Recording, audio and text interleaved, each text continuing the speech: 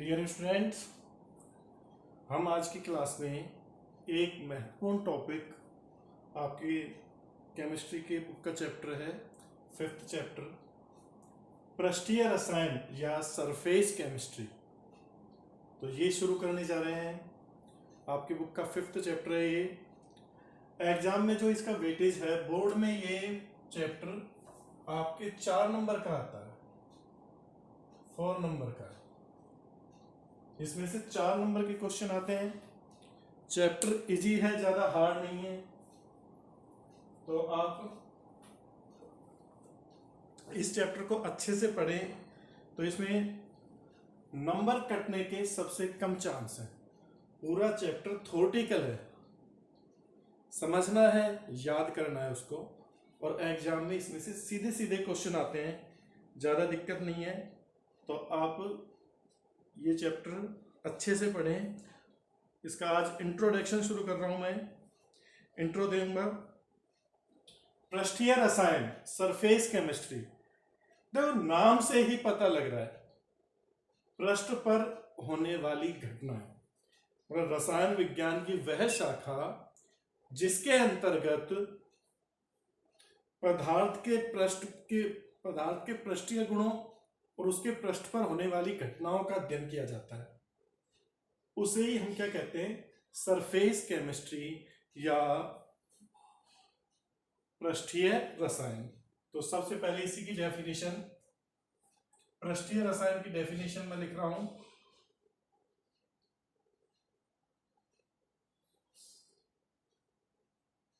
रसायन विज्ञान की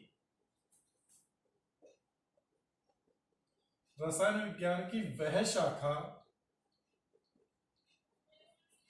जिसके अंतर्गत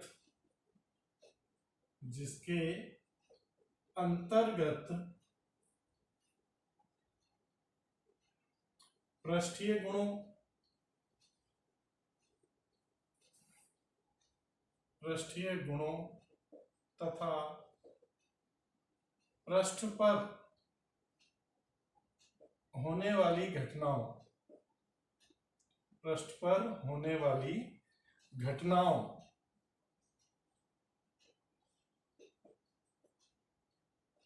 जैसे अधिशोषण,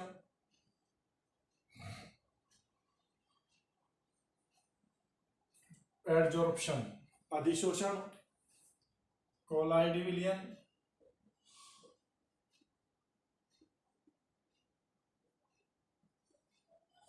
या विस्मांगी उत्प्रेरण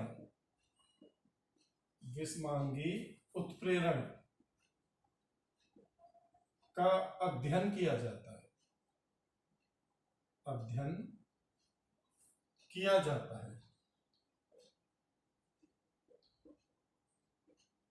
क्या कहलाती है? पृष्ठीय रसायन कहलाती है।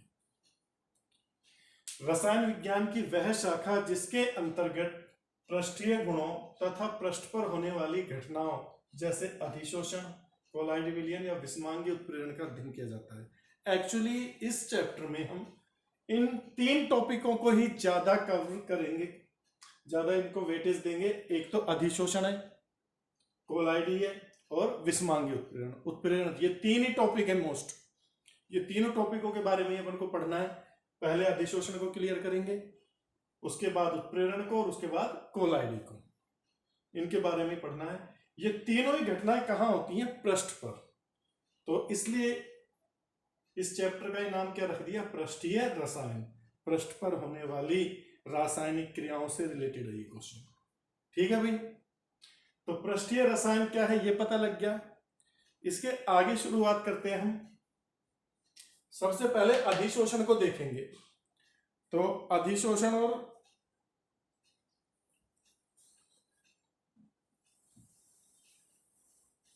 अधिशोषण को समझने से पहले हम अवशोषण को लेते हैं। दोनों को एक साथ में ले रहा हूं। एक तरफ तो अवशोषण,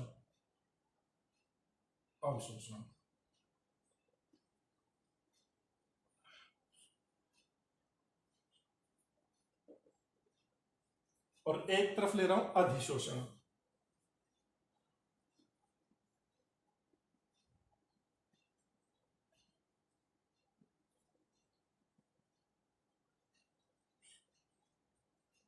एडजॉर्प्शन। देखो दोनों में देखा जाए तो इसमें बी है और इसमें डी है। एब्जॉर्प्शन, अवशोषण को आप लोग जानते हो इसलिए मैंने अवशोषण को साथ में लिया है। अवशोषण एब्जॉर्प्शन, अधिशोषण एडजॉर्प्शन। तो अवशोषण क्या होता है? अवशोषण के बारे में आपको पता है। मान लीजिए कि मैं क्या करता हूं कि ये एक दूध भरा हुआ मिल्क है, ये क्या है? मिल्क। इसमें मैं अगर एक बिस्किट डालूं, ठीक है ना, ये बिस्किट है, बिस्किट मैंने डाला तो क्या होगा? ये बिस्किट इस दूध का अवशोषण कर लेता है। आपको पता है बिस्किट है जो पूरा गीला हो जाता है, अंदर भी उसके दूध चला जाता है। अपन लोग खाते चाय में या दूध में बिस्किट डुबा के खाते हो आप लोग, तो वहां पर क्या होता है, बिस्किट को अपन जैसे चाय में या दूध में डुबोते हैं तो बिस्किट उस चाय या दूध का क्या कर लेता है? अवशोषण कर लेता है, वो अंदर तक गीला हो जाता है। ठीक है ना? तो अवशोषण तो क्या होता है? किसी पदार्थ के, देखो पदार्थ के दो भाग होते हैं बच्चों। पदार्थ के कितने भाग होते हैं? दो। एक भाग तो होता है ये बाहर वाला, इसको तो बोलते हैं सरफेस या सतह या पृष्ठ, ये तो है पृष्ठ। और एक भाग है अंदर का, जैसे ठोस पदार्थ है तो ये ठोस का अंदर का जो भाग होता है वो समान प्रकार के अणु या परमाणुओं से या आयनों से मिलकर बना होता है।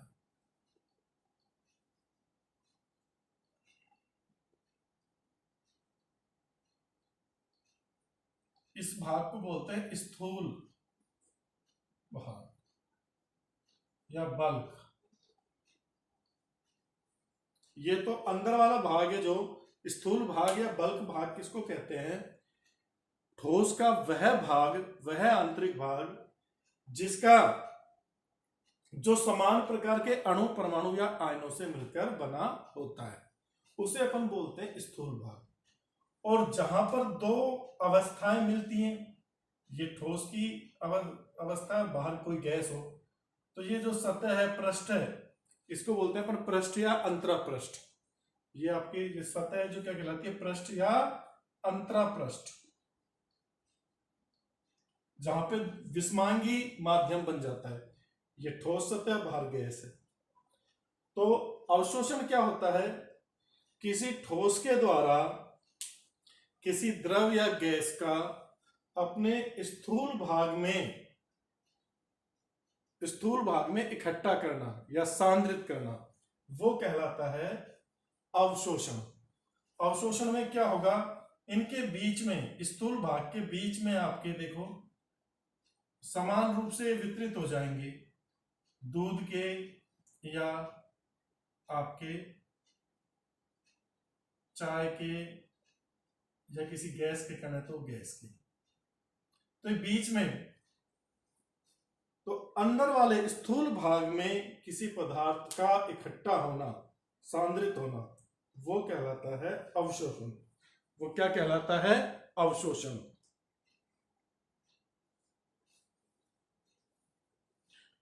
समान रूप से वितरित हो गए। तो अवशोषण तो क्या है? किसी पदार्थ का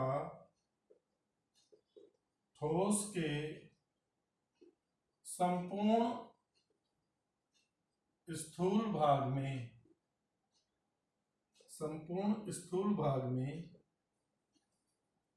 इकट्ठा हो जाना, संपूर्ण स्थूल भाग में वितरित होना या इकट्ठा हो जाना, समान रूप से वितरित हो जाना, ये क्या कहलाता है? आपका अवशोषण। ये अवशोषण कहलाता है, अवशोषण कहलाता है। अब देखो अवशोषण में दो पदार्थ हो जाएंगे, एक तो अवशोष्य और एक अवशोषक। जिस पदार्थ के स्थूल भाग में अणु अवशोषित हो रहे तो उस पदार्थ को तो अपन बोलते हैं अवशोषक, अवशोषक या एब्जॉर्बेंट, ये तो एब्जॉर्बेंट है। और जो पदार्थ अवशोषित हुआ ये, इसको बोलते हैं अधिशोष्य। इसे क्या बोलते हैं? अधिशोष्य, सॉरी अवशोष्य, अधिशोष्य उसमें आएगा, अवशोष्य। इंग्लिश में इसको बोलते हैं एब्जॉर्बेट, एब्जॉर्बेट।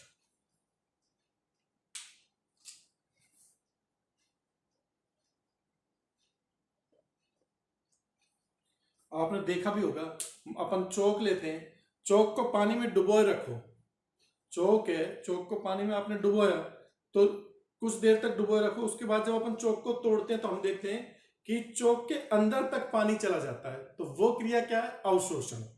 वो क्रिया क्या है? अवशोषण। थोड़ी देर रखोगे तो केवल ऊपर ही जाएगा, अंदर तक नहीं जाकर, और थोड़ी देर बाद वो पानी के कण जो अंदर तक चले जाते हैं, तो चौक के पार्टिकल्स के बीच में भी वाटर के मॉलिक्यूल पहुंच जाते हैं, वही क्या कहलाता है? अवशोषण। तो संपूर्ण स्थूल भाग में अन्य पदार्थ का समान रूप से वितरित हो जाना। स्थूल भाग समझ में आ गया? पदार्थ का स्थूल भाग कौन सा होता है? जो भाग समान प्रकार के अणु या आयनों से मिलकर बना होता है। देखो अवशोषण के अगर अपन उदाहरण देखें, एक उदाहरण तो आपका यही हो गया, दूध या चाय में बिस्किट को डुबोने पर बिस्किट द्वारा दूध या चाय का अवशोषण। दूसरा अगर अपन उदाहरण देखें तो चाशनी में डूबे रसगुल्ले, चाशनी में डूबे रसगुल्ले। रसगुल्लों को चाशनी में डुबोते हैं तो रसगुल्लों के अंदर तक चाशनी चली जाती है, तभी तो वो सॉफ्ट लगते हैं अपन को, अपन उनको खा लेते हैं, वरना वो तो ड्राई रहेंगे। तो चाशनी में डूबे रसगुल्ले, ये भी किसका एग्जाम्पल है? अवशोषण का एग्जाम्पल है। और पानी या स्पंज द्वारा, देखो पानी में स्पंज डुबो, फोम या स्पंज, पानी में फोम या स्पंज डुबोने पर स्पंज द्वारा पानी का अवशोषण, स्पंज द्वारा पानी का अवशोषण।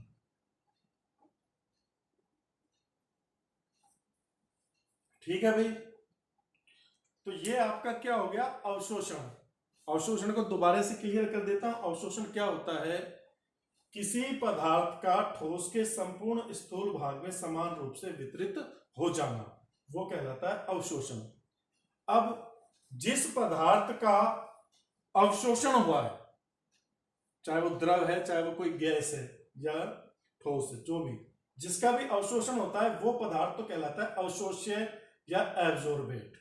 वो क्या कहलाता है? अवशोष्य या एब्जॉर्बेट। और जिस पदार्थ के बल्क भाग में, स्थूल भाग में दूसरा पदार्थ अवशोषित हुआ है, तो ये जिस भाग, ये पदार्थ क्या कहलाता है? अवशोषक या एब्जॉर्बेंट। इनके एग्जाम्पल आपको पता ही है, मैंने बता दिए। दूध चाय में बिस्किट का डूबना, या चाशनी में रसगुल्लों को डुबोने पर रसगुल्ले द्वारा चाशनी का अवशोषण, पानी में स्पंज या फोम डुबोने पर पानी का स्पंज द्वारा अवशोषण, ये इसी के एग्जाम्पल है।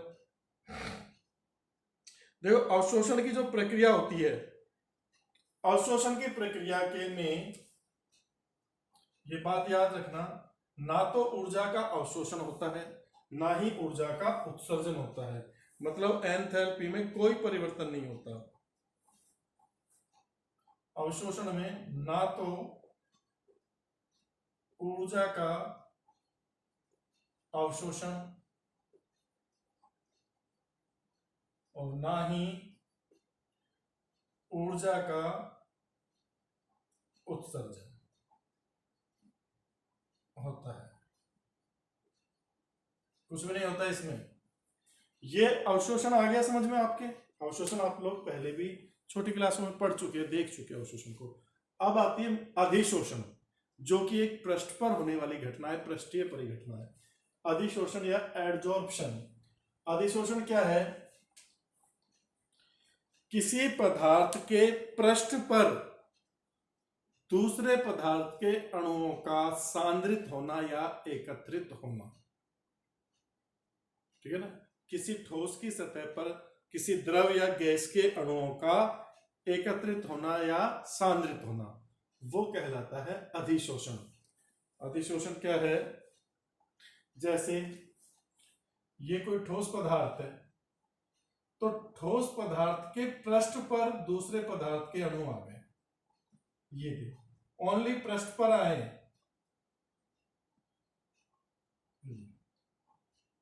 पृष्ठ पर इकट्ठे हो गए, यही क्या कहलाता है? अधिशोषण। किसी पदार्थ के पृष्ठ पर दूसरे पदार्थ के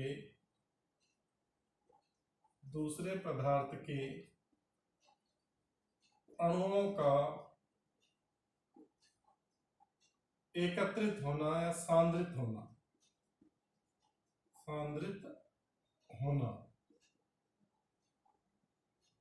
क्या कहलाता है? अधिशोषण। क्या कहलाता है? अधिशोषण। अधिशोषण। ठीक है भाई। अब इसमें देखो, अधिशोषण ये तो आपका पृष्ठ हो गया, जिस पदार्थ के पृष्ठ पर एकत्रित हो रहे हैं उस पदार्थ को अपन बोलते हैं अधिशोषक। ये पदार्थ तो क्या कहलाएगा? अधिशोषक। अधिशोषक। एडजॉर्बेंट, इंग्लिश में इसको क्या बोलते हैं? एडजॉर्बेंट। ये एडजॉर्बेंट किसे कहते हैं? अधिशोषक। जिस पदार्थ के पृष्ठ पर दूसरे पदार्थ के अणु एकत्रित होते हैं, सांद्रित होते हैं, उस पदार्थ को अपन क्या बोलते हैं? अधिशोषक या एडजॉर्बेंट।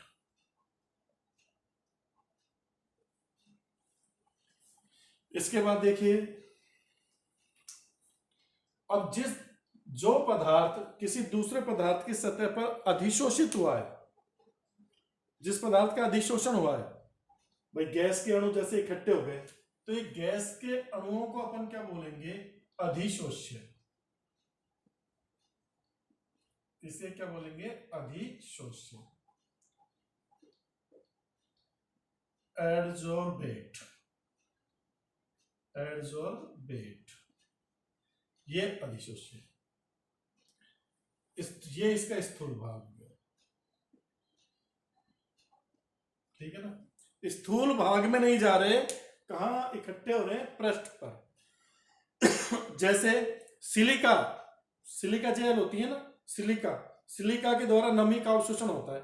आपने देखा होगा जो पैकिंग के सामान आते हैं, पैकिंग के सामान में एक पुड़िया सी रखी रहती है, उसमें सिलिका जेल भरी रहती है, सिलिका मिट्टी सी। वो सिलिका क्या करती है? वायु में जो नमी रहती है उस नमी को अवशोषित कर लेती है, तो जो पैकिंग का सामान है वो सामान उस नमी से खराब नहीं होता। तो नमी का वहां पर क्या हो रहा है? अधिशोषण हो रहा है। सिलिका द्वारा नमी का अधिशोषण हो रहा है। सिलिका द्वारा नमी का अधिशोषण या सक्रियत चारकोल,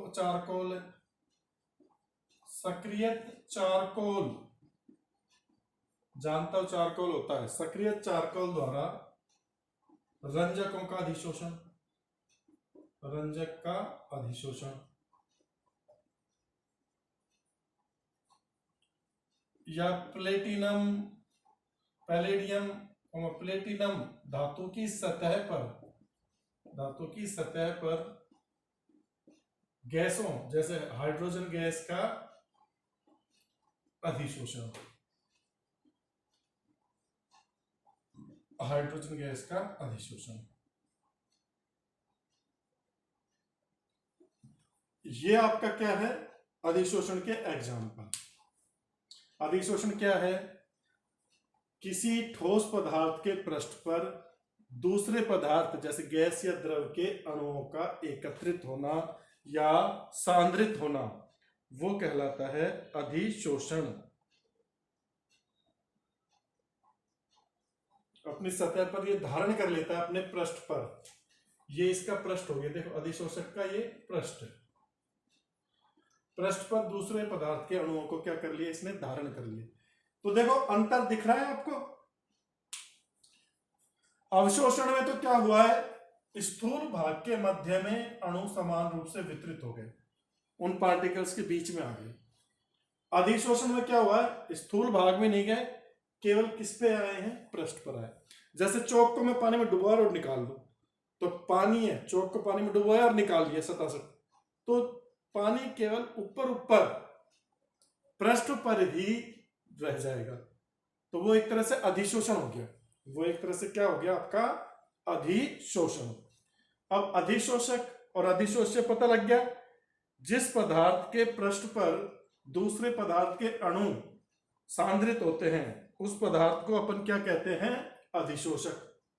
और जो पदार्थ दूसरे पदार्थ की सतह पर अधिशोषित होता है उसे अपन क्या बोलते हैं, अधिशोष्य। अधिशोषण है जो एक पृष्ठीय परिघटना है, इसके बारे में क्या याद रखना है, एक तो ये पृष्ठीय परिघटना है, यहां पर सतह के अणु, ठोस पदार्थ के सतह के अणु और गैस के अणुओं के मध्य आकर्षण बल लगता है, तो एक तरह से बॉन्ड बन जाता है। और जब भी बॉन्ड बनेगा तो एनर्जी रिलीज होगी, एनर्जी क्या होगी, निकलेगी। तो जो आपका अधिशोषण है, अधिशोषण के प्रक्रम में, अधिशोषण के प्रक्रम में क्या होता है, ऊर्जा का उत्सर्जन होता है, ऊर्जा का उत्सर्जन होता है। उत्सर्जन क्यों हो रहा है, उत्सर्जन होता है क्योंकि पृष्ठ के अणु और दूसरे पदार्थ के अणुओं के मध्य क्या लगता है, आकर्षण बल लगता है, एक बंध बन जाता है। दो अणुओं के मध्य लगने वाला आकर्षण बल क्या है, बंध। और जब बंध फॉर्मेशन हो रहा है, बॉन्ड फॉर्मेशन हो रहा है, तो एनर्जी क्या होगी, रिलीज होगी। तो इसके लिए अधिशोषण की एंथैल्पी डेल्टा एच क्या रहेगी, डेल्टा एच नेगेटिव रहेगी। अधिशोषण के लिए डेल्टा एच का मान क्या रहता है, नेगेटिव रहता है।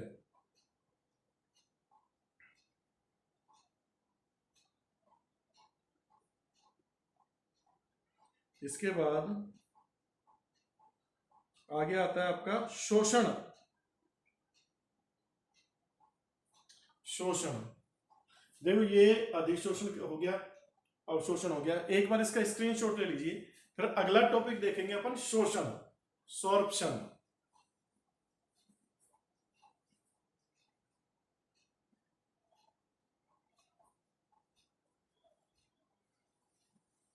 हाँ भाई, लिख लिया, ये ले लिया स्क्रीनशॉट, निकाल देता हूं मैं।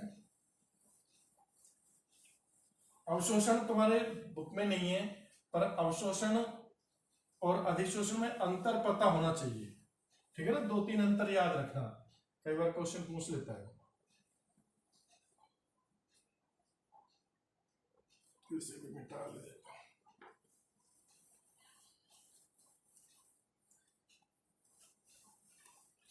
आज तो केवल इनकी डेफिनेशंस होंगी, अपना परिचय, इंट्रो है एक तरह से चैप्टर का। तो सामान्य जो डेफिनेशन है इस बुक में काम आएंगे उन्हीं के बारे में बता रहा हूं मैं। एक शब्द है शोषण, ना अवशोषण ना अधिशोषण, केवल शोषण।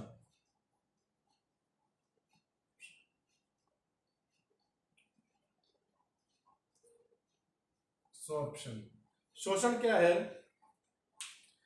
जब किसी पदार्थ में दूसरे पदार्थ के अणुओं का अवशोषण और अधिशोषण एक साथ होता है मतलब अधिशोषण और अवशोषण की परिघटना एक साथ होती है। किसी पदार्थ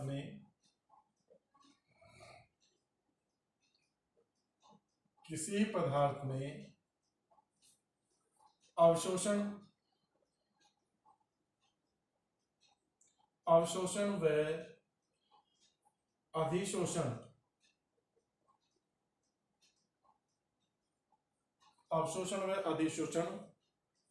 दोनों घटनाएं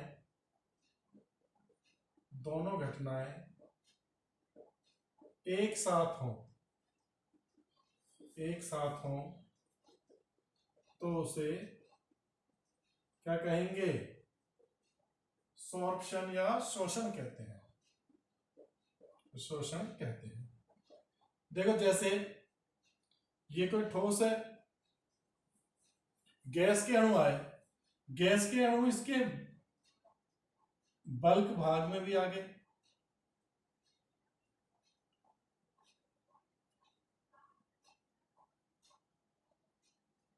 और इसके पृष्ठ पर भी एकत्रित हो गए, तो दोनों घटनाएं एक साथ चल रही हैं।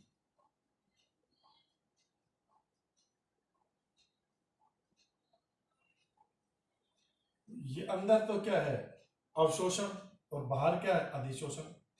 अंदर तो अवशोषण और बाहर क्या है? अधिशोषण।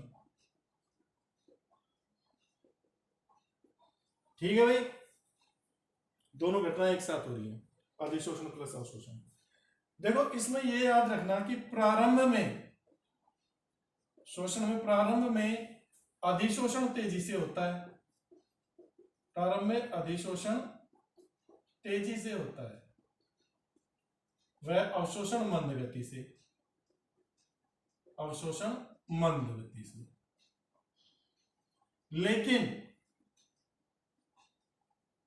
लेकिन बाद में कुछ समय बाद अधिशोषण मंद गति से होगा। अधिशोषण की दर घट जाती है, अधिशोषण मंद गति से।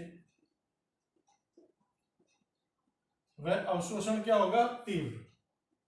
अवशोषण कैसा होता है? तीव्र होता है, तीव्र गति से। तो यह आपके शोषण के बारे में हो गया।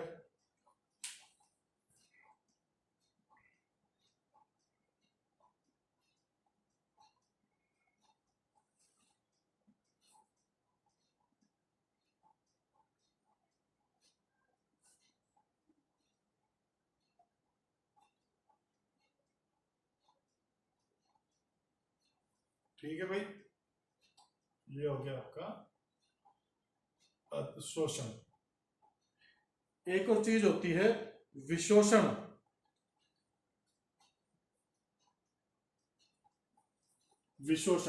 इसको भी यहीं देख लो।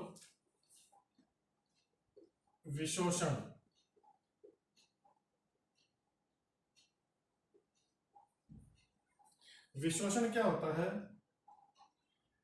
किसी अधिशोषक पदार्थ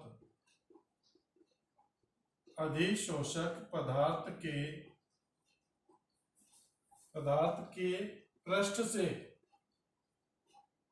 से अधिशोष्य अणुओं का हटना। अधिशोष्य अणुओं का हटना, वो क्या कहलाता है? विशोषण। मतलब उसका उल्टा हो गया। किसका उल्टा? अधिशोषण का उल्टा। अधिशोषण में तो पृष्ठ पर अणु जुड़ते हैं, और अगर पृष्ठ से अणु छूट रहे हैं, जा रहे हैं, अधिशोषित अणु निकल रहे हैं, अधिशोष्य अणु में जो हट रहे हैं, हटना, तो वो क्या कहलाएगा? विशोषण कहलाएगा। वो आपका क्या कहलाएगा? विशोषण। तो ये शोषण और विशोषण हो गया। इसका स्क्रीनशॉट ले लो।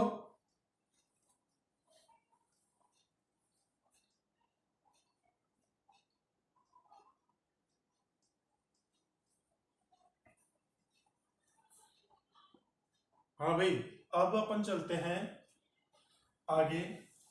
देखो अधिशोष्य अणुओं की सांद्रता के आधार पर अधिशोषण को दो भागों में बांटें। अधिशोष्य अणुओं की सांद्रता के आधार पर तो इस टॉपिक को कर लेते हैं इस क्लास में। आज अपना इंट्रोडक्शन कंप्लीट हो जाएगा, कल से फिर अपन टॉपिक वाइज पढ़ेंगे। ये एक तरह से डेफिनेशंस बता रहा हूं मैं।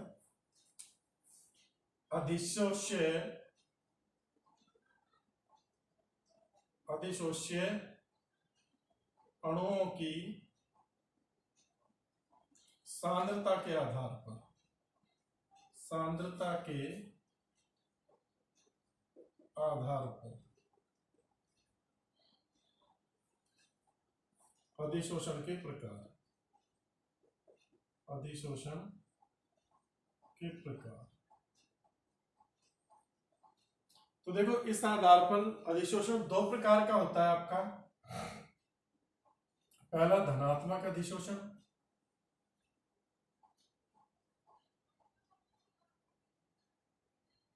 और दूसरा ऋणात्मक अधिशोषण। ऋणात्मक अधिशोषण ज्यादा कुछ है नहीं, सिंपल सी चीज है। देखो, यदि किसी अधिशोषक के पृष्ठ पर अधिशोष्य अणुओं की सांद्रता उसके स्थूल भाग से अधिक हो तो उस प्रकार का अधिशोषण क्या कहलाता है? धनात्मक अधिशोषण। देखो डेफिनेशन क्या है, यदि किसी अधिशोषक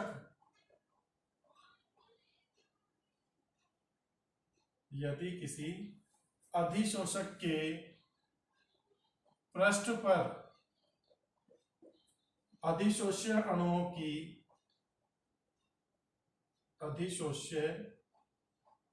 की सांद्रता उसके स्थूल भाग से अधिक हो, स्थूल भाग से अधिक हो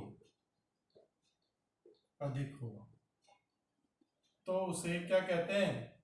धनात्मक अधिशोषण कहते हैं। धनात्मक अधिशोषण कहते हैं। जैसे देखो, ये कोई अधिशोषक है, इस अधिशोषक के पृष्ठ पर तो देखो अणु ज्यादा है, ये अधिशोषित अणु ज्यादा है।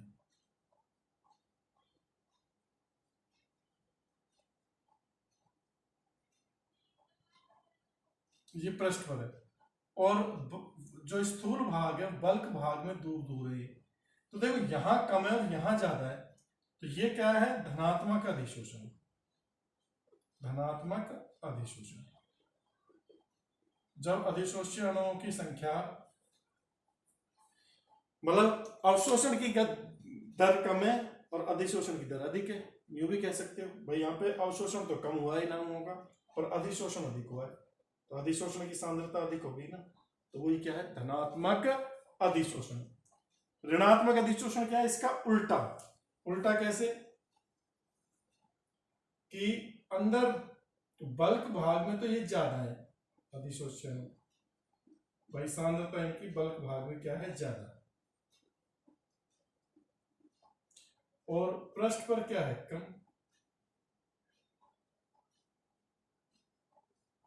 तो इसको अपन क्या बोलेंगे? ऋणात्मक अधिशोषण। यदि किसी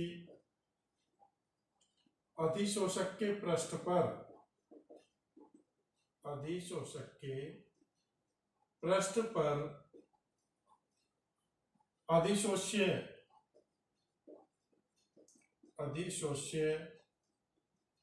अणुओं की सांद्रता उसके स्थूल भाग से कम हो, स्थूल भाग से कम हो, तो उसे क्या कहेंगे? ऋणात्मक अधिशोषण कहते हैं। ठीक है भाई, ये ऋणात्मक और ये धनात्मक है। ऋणात्मक और धनात्मक अधिशोषण पता लग गया। धनात्मक अधिशोषण में पृष्ठ पर अधिशोष्य अणुओं की सांद्रता अधिक होगी स्थूल भाग की अपेक्षा। ऋणात्मक अधिशोषण में पृष्ठ पर अधिशोष्य अणुओं की सांद्रता कम होगी स्थूल भाग की अपेक्षा, स्थूल भाग में ज्यादा अणु होंगे। ये आपके क्या हो गया?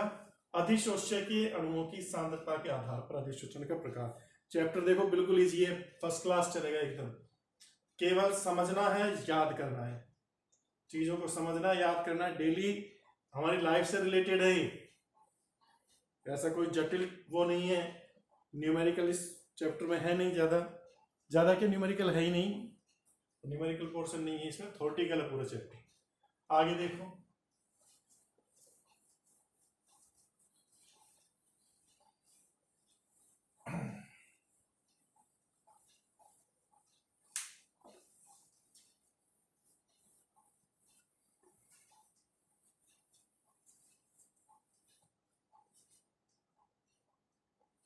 आगे आता है, देखो स्थूल भाग की डेफिनेशन क्या है। स्थूल भाग की डेफिनेशन मैं आपको बता चुका हूं कि पदार्थ का, ठोस पदार्थ का वह भाग जो समान प्रकार के अणु या परमाणु या आयनों से मिलकर बना होता है, उसे ही भाग को हम क्या बोलते हैं, स्थूल भाग।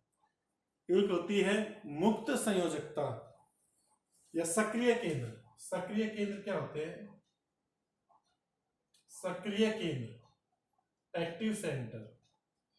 सक्रिय केंद्र क्या होते हैं, अधिशोषक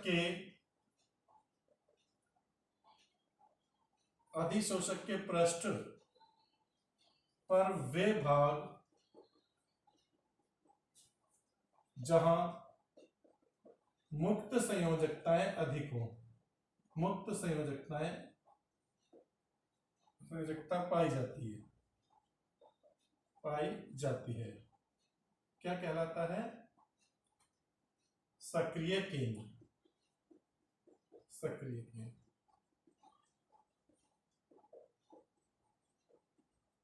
ठीक है ना, जहां पे मुक्त संयोजकता अधिक पाई जाएंगी वही क्या कहलाएंगे, सक्रिय केंद्र। ये डेफिनेशन भी याद रखना। अंतरा पृष्ठ या पृष्ठ क्या होता है, जहां जो एक विषमांगी तंत्र का निर्माण करते हैं। याद रखना, अधिशोषक ठोस या द्रव हो सकता है, गैस नहीं होगा कभी भी। अधिशोषक